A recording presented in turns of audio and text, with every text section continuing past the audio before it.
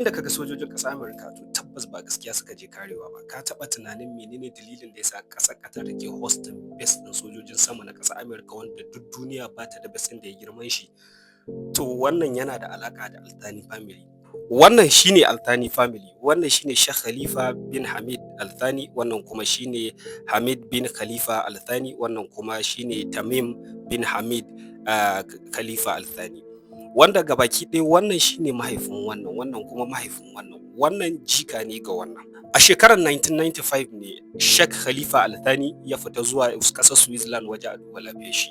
Wa wannan duba lafiyar da ya tafi shine dan shi ya kira shi ya ce mishi baba kada ka dawo saboda yanzu ni ne emir na Qatar, ni ne wanda zai rinka juya ƙasar Qatar. Ganin cewa ya riga ya fita kuma yanzu komi yana hannun Hamad shine dalilin da yasa bai dawo ba saboda ya san ya dawo ma zai ta rayuwar shi. Amma sai ya kira ƙasar Saudi Arabia, ƙasar UAE da kuma ƙasar Bahrain wajen neman taimakon su taimaka mishi su mai da shi kan mulkin shi dan shi ya mishi juyin mulki. A wannan lokacin ne ƙasar Saudi Arabia da Bahrain da UAE suka yarda da cewa za su taimaka mishi wajen kwato mishi mulkin shi daga hannun dan shi. Sai dai a wannan lokacin ne shi kuma dan yayi tunanin cewa ai baban ba zai zauna haka ba, shi kuma sai ya je wajen ƙasar Amurka ya nemi su bashi kariya. In suka bashi kariya zai gina musu base wanda base din zai fi kowane base girma a wannan gabas ta tsakiya.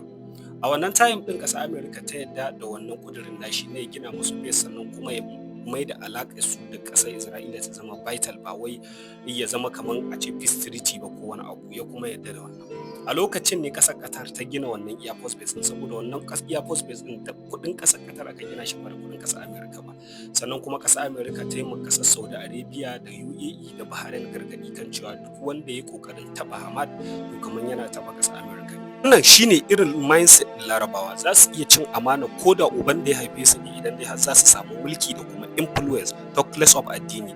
Kamar yadda muka gani a wannan labarin, wannan uban kuma sarki na Qatar dan shi ya ci amana shi, haka zalika mun ga irin wannan a Hamas Palestine wanda dan shi ya zama maci amana wanda yanzu haka ƙasar Isra'ila da shi take amfani wajen yaɗa propaganda akan Hamas da kuma sauran abubuwa.